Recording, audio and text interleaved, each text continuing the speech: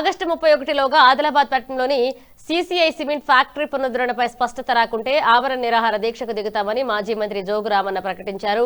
CCI పునఃప్రారంభం కోసం ప్రాణాలను సైతం లెక్క చేయని స్పష్టం చేశారు. ఇప్పటికైనా స్థానిక ఎంపీ, ఎమ్మెల్యే ఫ్యాక్టరీ విషయంలో సరైన స్పష్టత ఇవ్వాలని డిమాండ్ చేశారు. అదేవిధంగా సీసీఐ పునఃప్రారంభం గురించి తక్షణ చర్యలు తీసుకోవాలని పేర్కొన్నారు. జూలై నెల నడుస్తుంది. ఆగస్టు నెల వరకు మీకు సమయం ఇస్తున్నాం. ఆగస్టు నెల ఆఖరి వరకు ఒకవేళ ఇది మీ కేంద్ర ప్రభుత్వ రంగ సంస్థనే కాదా చెప్పు. మీ కేంద్ర ప్రభుత్వ రంగ సంస్థ అయితే నువ్వు ఎందుకు తెరిపించడానికి ఇబ్బంది ఏంటి? మీ కిషన్ రెడ్డి ఎన్ఎండిసి చైర్మన్, మీ గనుల శాఖ మంత్రి ఈ 30కి లీజ్ అయిపోతే ఇంకా 50 ఏళ్ళకు పెంచమని చెప్పి లేఖ రాయాలా మాకు రాష్ట్ర ప్రభుత్వం చెప్తుంది. తీసుకుపోయి ఇంకా 50 ఏళ్ళకి ఉన్నది కదా, 100 సంవత్సరాలకు సంబంధించినటువంటి దానికి సంబంధించిన రా మెటీరియల్ ఉంది కాబట్టి నువ్వు లీజ్ ఎక్స్టెన్షన్ చేపిమన్నా. లీజ్ ఇప్పుడు 30కి అయిపోతుంది, దాన్ని ఇంకా 50 సంవత్సరాలకు ఎక్స్టెండ్ చేయించి రాష్ట్ర ప్రభుత్వంతో అది ఒక డిమాండ్ పెడుతున్నాం.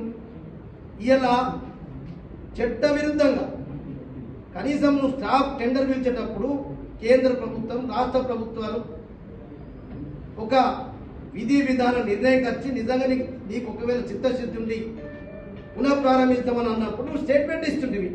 ఇది ఓన్లీ స్టాఫే, చట్ట విరుద్ధంగా ఇలా దానికి కూడా టెండర్లు పిలిచి ఏదో రకంగా గోల్మాల్ చేసిపోతున్నావు.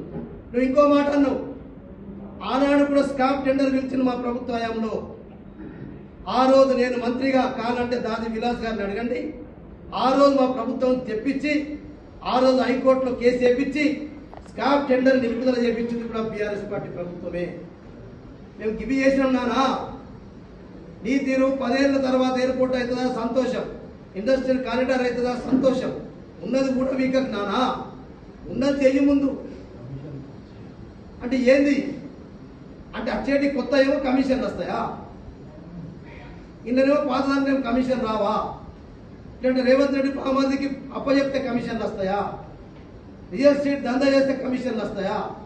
అంటే నువ్వు కమిషన్ల కొరకు ఎమ్మెల్యే గెలిచినవా, లేకుంటే ఈ అభివృద్ధి మాటికి మాట్లాడతావు. అభివృద్ధి అయితే అడ్డం పడుతున్నాడు, నేను అడ్డం పడతలేను, నిలబడతలేను.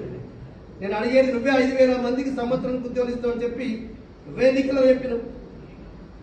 5,000 మంది గత గాయబ్ చేసినావు, ఉన్నాయని తీపిచ్చేసినావు, మాయం చేసినావు, గ్రూప్లకే తీపించినావు. భయం నిన్న భయపడి మరో ఉలిక్కి పడి నువ్వేదో ప్రెస్ మీట్ అయితే నిన్న నమ్ముతారా?